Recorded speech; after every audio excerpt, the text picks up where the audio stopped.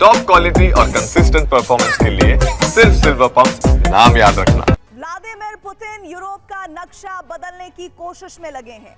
वो middle east में भी अपनी दखल को बढ़ा रहे हैं। रूस इस हफ्ते अफगानिस्तान की तालिबान सरकार को मान्यता देने वाला पहला देश बन गया है।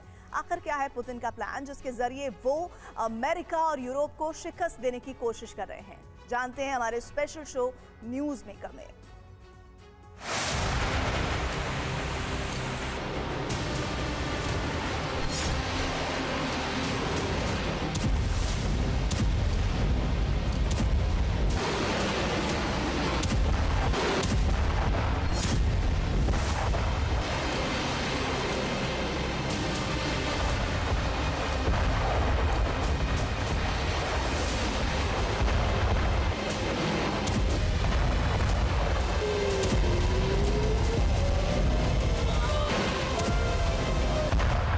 ईरान इजराइल जंग में जो दो शख्स सबसे ताकतवर बनकर उभरे हैं, उनमें से एक हैं ईरान के सुप्रीम नेता अयतुल्लाह ख़ामेनी और दूसरा शख्स ईरान से हजारों किलोमीटर दूर बैठा सब देख रहा था।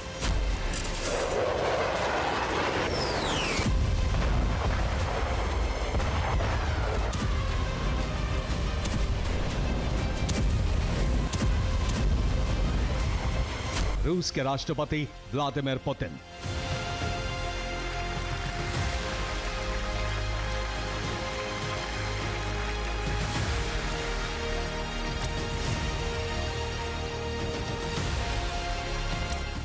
पुतिन जिन्होंने मिडिल ईस्ट में हुए तनाव का इस्तेमाल अपना कद बढ़ाने के लिए किया है।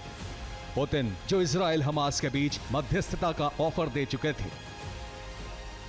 ईरान और इजराइल के बीच भी एक बड़े मध्यस्थ के तौर पर सामने आना चाहते हैं।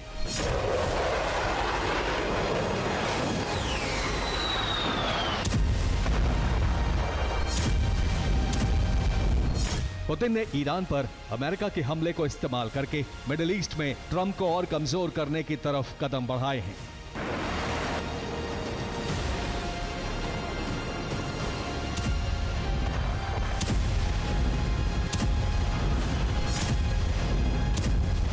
व्लादिमीर पुतिन ने ईरान की मिसाइल और इजराइल के हवाई हमलों के बीच बैलेंस करते हुए खुद को अमेरिका और ट्रंप से बढ़कर पेश कर दिया है।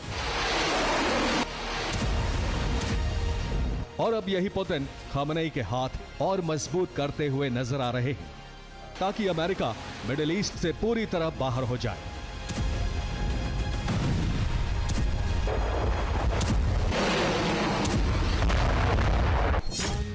को इस बारे में शक होता है कि अमेरिका एक इस मध्यस्थता की भूमिका इजराइल और उनके बीच में काट सकता है कि नहीं। तो ऐसे में वो जगह खाली है जिसमें कि मध्यस्थता की जा सकती है।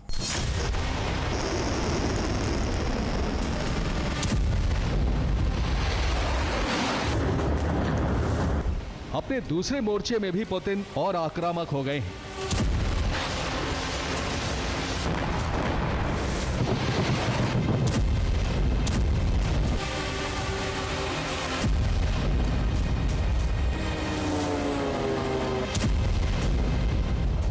कीव समेत यूक्रेन के कई बड़े शहरों, प्रांतों और इलाकों में रूस का हमला तेज हो गया है।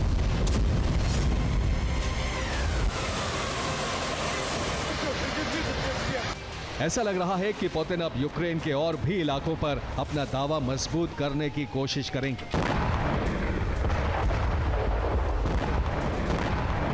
रूस ने लुहांस्क इलाके पर अपना कब्जा होने की बात कहनी शुरू कर दी है।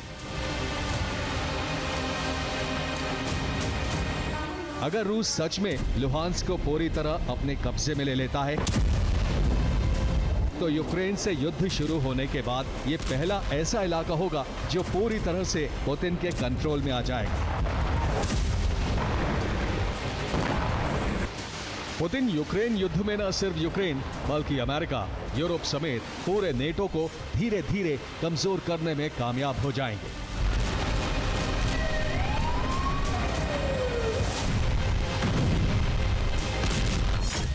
शुक्रवार को ट्रंप से 1 घंटे तक चली फोन कॉल में भी पुतिन ने यही कहा, जब तक वो यूक्रेन में अपना मकसद पूरा नहीं कर लेंगे, रुकेंगे नहीं।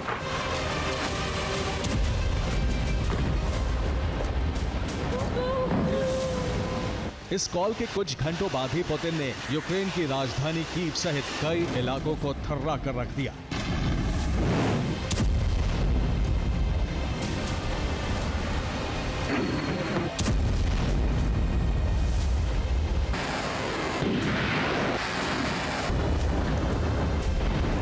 उनकी नजर है कि किसी भी तरह से ये पूरा जो लुहांस, दोनेत्स्क, जापोरिजिया और केर्सन का इलाका जो है, जो 4 रीजन इन्होंने क्लेम कर लिया है, उसको अपने में मिला लिया जाए। जरूरत पड़ी तो उसको बॉर्डर्स बना लेंगे, बफर जोन बना लेंगे, और बाकी यूक्रेन अगर नेटो में शामिल होता है आज से नहीं 20 साल बाद, 15 साल बाद, तो वैसी स्थिति में रशिया अपने आप को डिफेंड करने की स्थिति में रहेगा।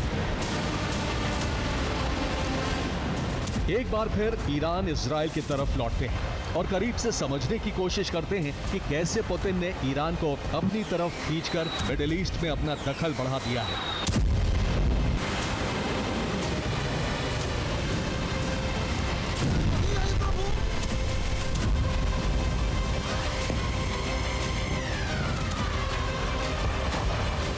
असल में रूस और ईरान की दोस्ती पिछले 3 साल में और गहरी हुई है। जब यूक्रेन युद्ध के वक्त रूस को हथियारों की जरूरत थी तो ईरान ने न सिर्फ पुतिन को शाहिद ड्रोन दिए, बल्कि उन्हें बनाने की तकनीक भी दी।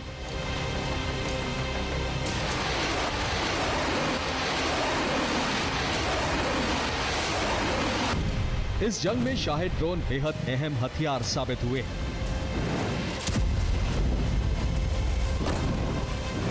शुक्रवार को यूक्रेन पर हुए जबरदस्त हमलों में 330 से ज्यादा शाहिद ड्रोन्स शामिल थे और एक ballistic missile KH-47 M2 Kinjal भी थी।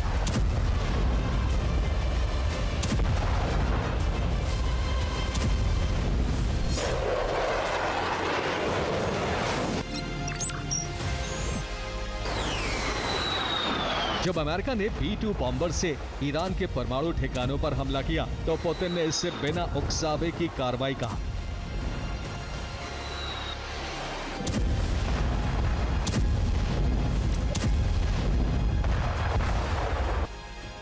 युद्ध खत्म होते ही ईरान के विदेश मंत्री अब्बास अरागची मॉस्को में पुतिन से मिले। ये इस बात की तरफ साफ इशारा था कि अमेरिका के खिलाफ ईरान और रूस अब एक साथ हैं। ईरान की मिसाइल तकनीक ने भी इजराइल युद्ध में पूरी दुनिया का ध्यान अपनी तरफ खींचा। पुतिन के लिए ये बेहद अहम हथियार हो सकते हैं।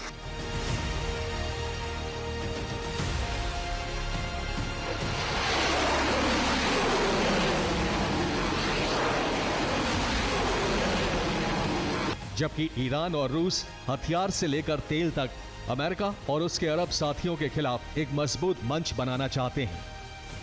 इसी साल जनवरी में पुतिन ने ईरान के साथ आर्थिक, राजनीतिक और सैन्य तालमेल बेहतर करने के लिए रणनीतिक साझेदारी से जुड़े एग्रीमेंट भी साइन किए। इसके साथ ही रूस तालिबान को मान्यता देने वाला पहला देश भी बन गया है।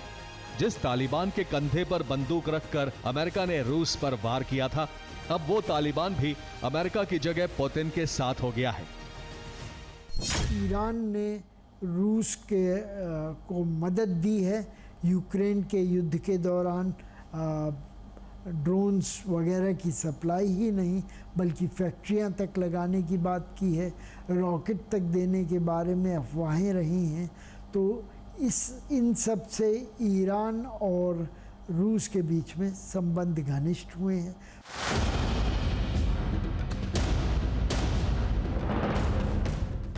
व्लादिमीर पुतिन इजराइल के खिलाफ भी नहीं है, बल्कि वो जितने आक्रामक अमेरिका के खिलाफ हैं, इजराइल के बारे में वो संभल कर ही बात करते हैं। क्योंकि पुतिन जानते हैं कि इजराइल मिडिल ईस्ट में एक अहम खिलाड़ी है और इस इलाके को साधने में उसकी भूमिका अहम है। इसलिए ईरान पर अमेरिकी हमलों के खिलाफ उनका रवैया इजराइल जैसा नहीं है।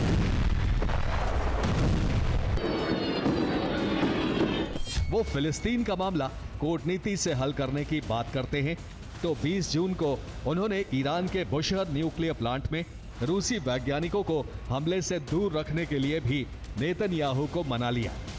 पुतिन एक ही वक्त में हमास, इजराइल, ईरान सभी को एक साथ लेकर चलने में कामयाब हो रहे हैं। डोनाल्ड ट्रंप की अस्थिर राजनीति को व्लादिमीर पुतिन ने बेहतरीन इस्तेमाल किया है। ट्रंप से फोन पर बात करने के कुछ ही घंटों बाद पुतिन कीव को दहला देते हैं। तो वहीं डोनाल्ड ट्रंप इतने डेस्परेट नजर आ रहे हैं कि पहले जहां अमेरिकी और रूस के राष्ट्रपति के बीच में साल भर में 6 बार बात होती थी, अब महज 6 महीनों में ही ट्रंप और पुतिन 6 बार बात कर चुके हैं। यानी कि मनोवैज्ञानिक तौर पर पुतिन ट्रंप और पूरी दुनिया पर भारी पड़ रहे हैं। ये तस्वीरें अमेरिकी राष्ट्रपति डोनाल्ड ट्रंप से पुतिन की करीब 1 घंटे की फोन कॉल के बाद आई। इन तस्वीरों में 2 संदेश छुपे थे। एक की पुतिन को ट्रंप का न कोई खौफ है न लिहाज, और दूसरा पुतिन हर कीमत पर यूक्रेन को एक सबक की तरह पेश करना चाहते हैं।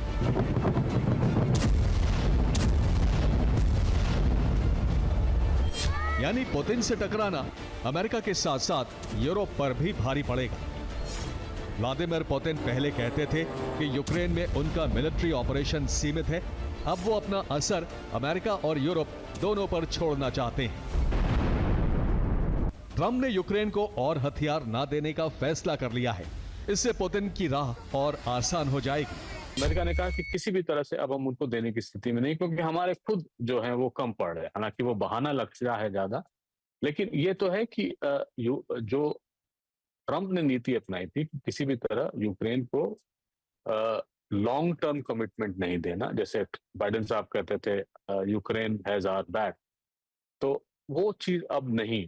ऐसे में पलड़ा जब रूस का भारी होगा, तब शायद ट्रंप साहब को लग रहा है कि तब वो मीडिएट करा के, हस्तक्षेप करा के युद्ध रोकवा सके।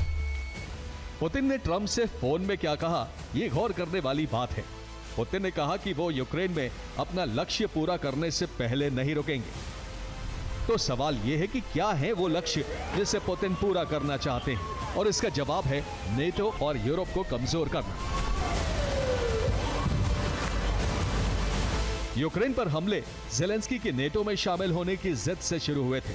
यूरोप में यूक्रेन का कमजोर होना पुतिन के लिए बूस्टर होगा, न सिर्फ रणनीति के तौर पर बल्कि ईगो के लिए भी।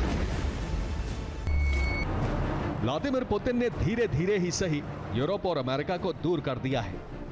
ट्रंप जो ये दावा करते थे कि वो 24 घंटों में रूस यूक्रेन युद्ध रुकवा देंगे, अब निराश हो चुके हैं।